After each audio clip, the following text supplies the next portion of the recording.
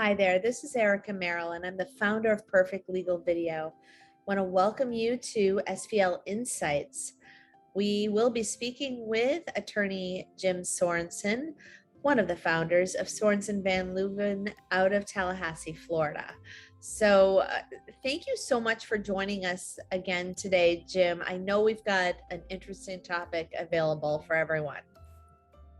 Well, thank you, Erica. I'm excited to be talking to you today, and we're going to be talking about credit union myths related to Chapter 13s. And so, yeah, we have a lot of interesting things to cover here today. Yeah, I mean, and I'm excited to hear about this as well, because I know that Chapter 13s aren't as common as Chapter 7s, and you have to jump through more hoops. And so I'm sure there's a lot of moving parts and therefore a lot of mistakes people make in the credit unions when they're trying to work through their Chapter 13s. Can you tell us, first of all, how do Chapter 13 bankruptcies differ from other bankruptcies? A Chapter 13 bankruptcy is a reorganizational bankruptcy. It is where a debtor submits their future income to fund a plan of reorganization. A Chapter 13 is aimed at consumers with consumer debts. And in a Chapter 13, there is a trustee that oversees the administration of the case and acts as the dispersing agent to the creditors under the plan. That is different than a Chapter 7. A Chapter 7 is what we call liquidating bankruptcy. And then there are other reorganization bankruptcies that are similar to a Chapter 13, but yet operate in different ways. A Chapter 11 is mainly for business debts and corporate debts. And then a Chapter 12 is limited to family farmers. So the Chapter 13 is the one that most consumers, if they're going to seek a reorganization, file under. Well, that is very interesting. Now, I really love when you give us kind of the table of contents of what we're going to be talking about today. So can you give us a little overview of what some of these myths are pertaining to Chapter 13 bankruptcies that we'll be discussing?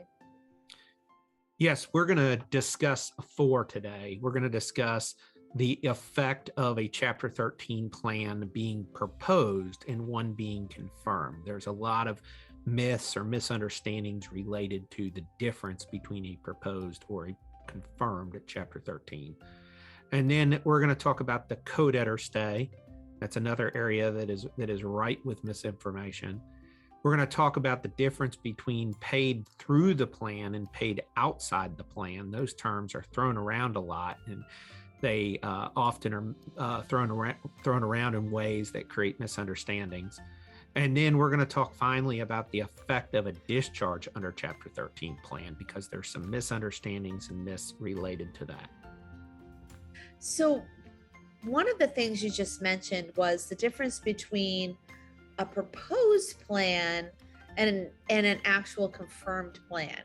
So I can see where if things aren't firmed up, not everything will apply, but some people may go ahead and start processing things as if they are confirmed. I mean, what are some of the issues with these two parts of the plan?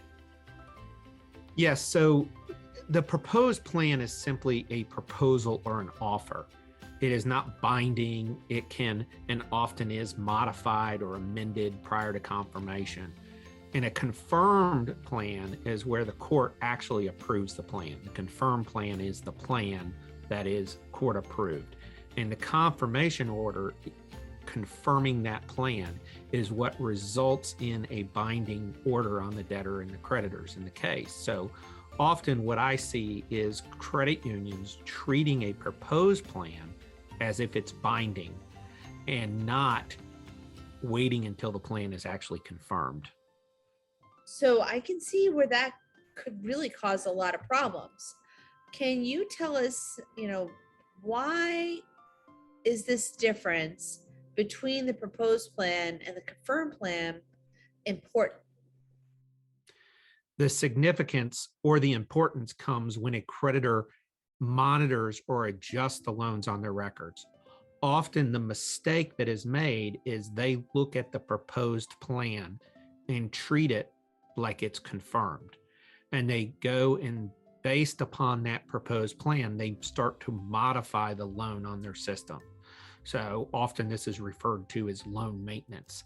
And I think this is best demonstrated by an example. So let's say, for example, a debtor offers to pay the credit union their secured claim on an auto loan at $20,000 paid over 48 months at 4% interest.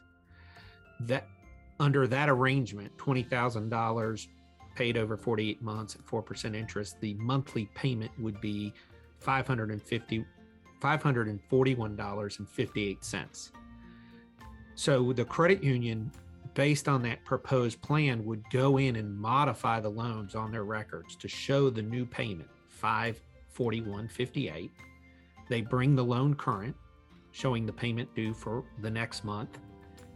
However, in the bankruptcy, because the plan is not confirmed, the debtor actually files a modified plan or an amended plan. And now let's say in the example I'm giving, they take it to a 60-month plan. So now the $20,000 will be paid over 60 months instead of 48 months. The interest rate stays the same, but the payment is now modified down to $368.33 a month.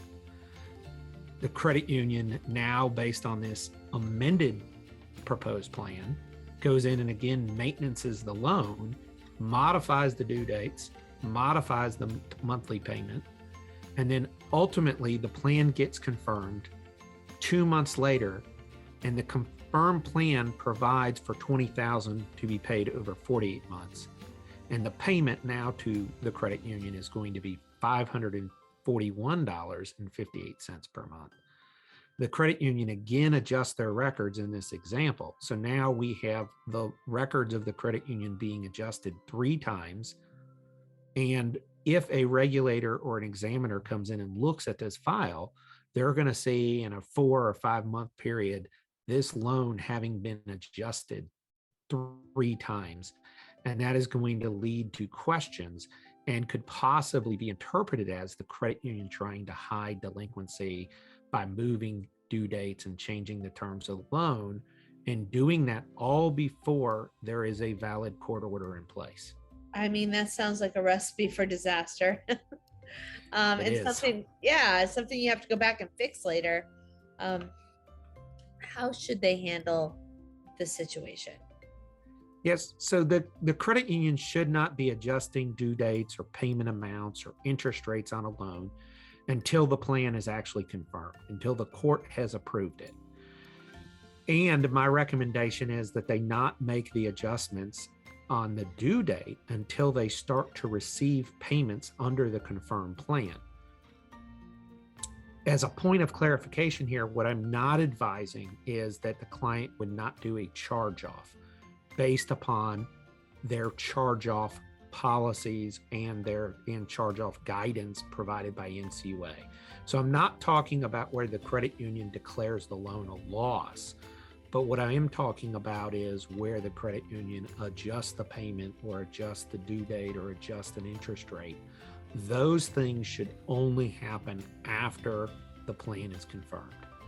I mean, that just makes sense because you just don't know things are going to go through at that rate, and you have no idea if something's going to change. So, I mean, that makes a lot of sense to me.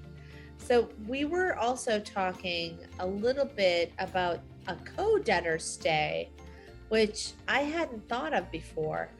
What is a co-debtor stay? Yeah, the co-debtor stay is like the automatic stay, which protects the debtor, protects the party who filed bankruptcy. The co-debtor stay is an injunction that prevents a creditor from pursuing a co-debtor on a loan who did not file bankruptcy. So the typical example that I use is dad is on a loan with son. Son files Chapter 13 bankruptcy. The credit union cannot take collection action against the dad who did not file bankruptcy because of the co-debtor stay. So that is what a co-debtor stay is. It's the protection of a non-filing party who is jointly liable on the debt with the party that filed bankruptcy. That is definitely very interesting because, some people don't want to file for bankruptcy or they've got this extra loan. I know somebody that's going through something like this right now with their ex-husband, where they had one credit card that was the same thing, and they just didn't split it up at the time of the divorce, and now he's filing for bankruptcy, but she doesn't want to go through that, and he's just not making payments. It's just like, it's a nightmare. So I can see where there could be some misunderstandings when it comes to this. Can you tell us a little bit about what the misunderstandings are from the credit union's point of view? Yeah, so the misunderstandings here are, when is there a co-debtor stay? And so in a Chapter 13, there is a co-debtor stay, but in a Chapter 7, there is not. So we'll take the example you just brought up of ex-spouses. So the two spouses have a joint loan together, a credit card, and ex-husband, let's say, files bankruptcy, but the ex-wife does not. If the ex-husband files a Chapter 13, the ex-wife is protected by the co-debtor stay. But if the ex-husband files a Chapter 7, the ex-wife is not protected. And so what I see is the misunderstanding or the myth or the mistake that is made is sometimes the credit unions get confused as to which bankruptcy produces the co-debtor stay and which doesn't. The second mistake or the second misunderstanding is that what they fail to understand is they have the ability, if the bankruptcy is not going to result in full payment of the loan, then the creditor can go and lift the co-debtor stay to be able to pursue, in the example we just used, the ex-wife, if the ex-husband is not going to fully pay for the loan in the bankruptcy. And often what I see is a misunderstanding that the credit union can get the co-debtor stay lifted and go after that non-filing party. And they fail to engage a lawyer to go through that process to get the co-debtor stay lifted. Wow, that's very interesting. I'm not a co-debtor for anyone right now, and I'm very happy about that. It sounds like things can get nasty. So we were talking about also, some of the misunderstandings about debts that are paid through the plan and outside the plan. So it's not just automatic that all of your debts are going to be in this Chapter 13. So what are some of the misunderstandings when you do have debts being paid inside and outside of the plan? Yeah, so the misunderstanding is kind of the effect of these two treatments. And typically when we talk about paid through the plan or paid outside the plan, the reference is who is actually funding the loan, who is actually paying on the loan. So when we say paid through the plan, we're referring to the trustee dispersing money to the creditor. Paid outside the plan, the debtor is making the payments direct.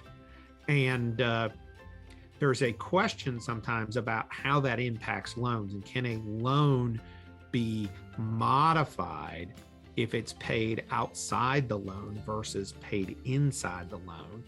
And the example of where this comes up quite often is with a mortgage loan. So a mortgage loan, often the reason people file a Chapter 13 bankruptcy is because they have a mortgage loan and they're behind on their mortgage payments. They don't want their home to be foreclosed upon. And so you have, in that scenario, a lot of times the way the claim is going to be handled is you've got a plan that provides that the debtor will make the mortgage payments moving forward. In other words, they're going to pay the mortgage payments, the future mortgage payments, direct. So if they file in August, the next payment is due in September, they're going to make their September payment and they're going to continue to pay the payments thereafter. However, there's usually several past due payments, what we would call an arrearage, and that arrearage often gets paid by the trustee. And so you have a claim that is partially paid direct and partially paid outside the plan and partially paid inside the plan. And so it's not always an all or nothing approach here with the inside or outside the plan. There's a lot of misunderstandings about that. Yeah, I mean, it seems like there would be.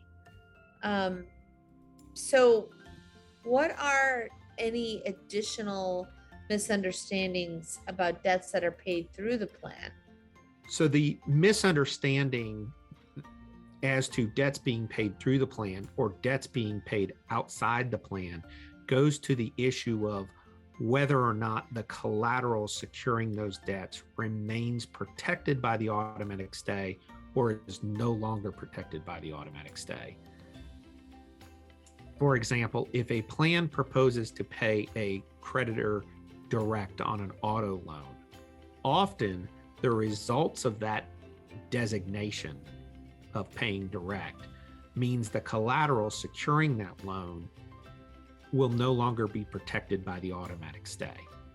Now, in some courts, such as the Middle District of Florida, there is a standing order in place which provides that when the debtor files a plan that proposes direct payment, the automatic stay is lifted, meaning that if the debtor doesn't pay in a timely manner, the creditor no longer has to go to court to get permission, but can proceed to repossess the car, if it's an example of a car.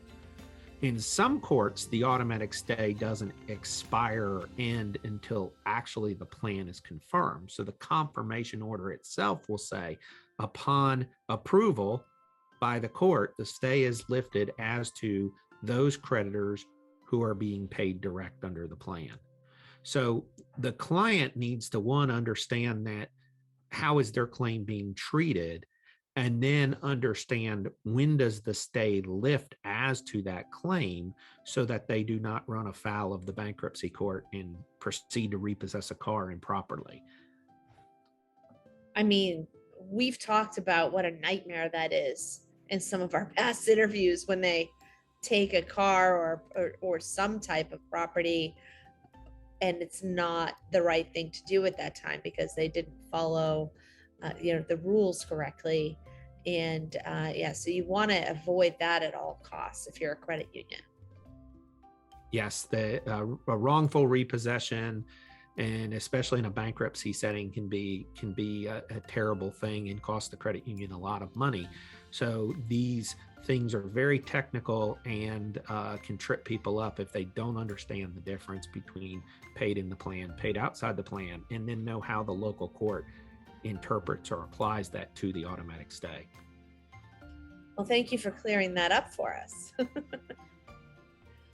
So the final thing that you mentioned and the fourth myth that we're talking about today, as pertains to Chapter 13, is, really the discharge of the Chapter 13. And, I'd love to know what the myth is here. Yeah, so the myth here relates to what debts are discharged and what debts aren't discharged. So in case someone's watching this and doesn't know what discharge means, let me clarify that before I go on. The discharge is simply the order of the court that says the debtor is no longer liable for the debts. And the question in any bankruptcy always is, what debts are discharged? What debts has the debtor been forgiven of, and what debts have they not been forgiven of? In other words, what debts survive the bankruptcy? And in a Chapter 13, one of the debts that is often not discharged is a mortgage loan. And a lot of times clients don't understand this. The bankruptcy code provides that if the debt is a debt where the final payment will be paid after the Chapter 13 case is over, and that debt is provided for in the plan. In other words, the maintenance of those payments is provided for in the plans, and it cured any defaults of that loan or that debt is not discharged. So let me give you an example. The debtor files bankruptcy and they have a 30-year mortgage with ABC Credit Union. The mortgage originated in July 11th, 2015, and the loan matures on July 1st, 2045, 30 years later. The debtor files bankruptcy on August 25th, 2021, and at the time they filed, they're past due 90 days. The debtor's plan of reorganization, which is approved by the court, becomes a confirmed plan, provides that the trustee will pay the arrearage the pre-petition arrearage, the 3 payments that have been missed, and the debtor will pay the ongoing monthly payments due on the mortgage loan. So when the debtor's plan ends in 5 years, because a Chapter 13 can only be for 5 years, there will be payments still due and owing under the mortgage. In fact, about 19 more years of payments. As a result, this mortgage loan is not discharged in bankruptcy. The debtor still owes on it. The mortgage lien is still there. All the bankruptcy did was allow the debtor to bring the loan current, avoid foreclosure, and continue to pay it. That is different than the treatment of most loans in the bankruptcy, where at the end of the bankruptcy, what the creditor is going to get paid has been paid, and any remaining liability gets discharged. So the mortgage loan in those situations are not discharged, and you would, if there is a future default, the creditor could pursue it as if the bankruptcy never happened. I mean, I think that's great, because a lot of times when you lose your home because of, I know it's not bankruptcy, sometimes people do short sales. I mean, if you can find a way to hold on to it and make up those payments, then you should, because you're probably not going to lose as much later on. And that's why they have those Chapter 13s. It's great that they help you catch up, and sometimes they help you readjust the payment so that it's more in line with what you're making right now. But yeah, and it's great advice for the credit unions. And going through this interview, I can see there are so many moving parts. You've pointed out 4 major myths just with this one issue. And I'd love to know, how can these credit unions avoid making these mistakes? Because you and I both know that could be hundreds of thousands, millions of dollars, and maybe even lose their business if they make these types of mistakes all the time. And if it's in their process, it's more likely that they're going to do that. So I know that you help your clients with this. So give us this advice. This is really where the gold is. Yeah. So, again, I've said this before in these interviews, and this is something that I repeat over and over. But having a well-established, clear procedures that address the Chapter 13 process are your first line of defense. Your employees at the credit union need to know how to handle these issues. And the best place to provide the context and the guardrails so they handle them correctly is in your written procedures.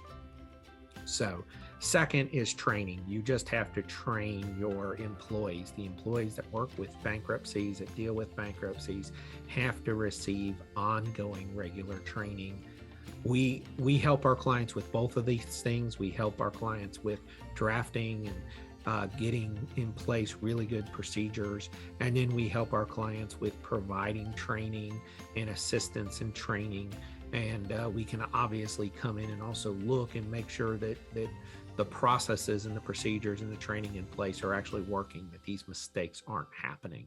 And those are how you address these issues, because they are very technical, and unless you have all these defenses in place, you could end up making a mistake that cost a lot of money to the credit union and could have impacts for years down the road. And thank goodness that they have you, honestly, because you've saved many a credit union a lot of hassles and lots of money. So I would encourage any credit unions out there that have questions on these topics or any other topics having to do with law and credit unions. Definitely give Jim Sorenson at Sorenson Van Leuven a call. Thanks again for joining us today on SVL Insights. Erica, thank you, and look forward to talking with you again soon. Absolutely. I always look forward to it. Have a wonderful day, and thanks for watching, everyone.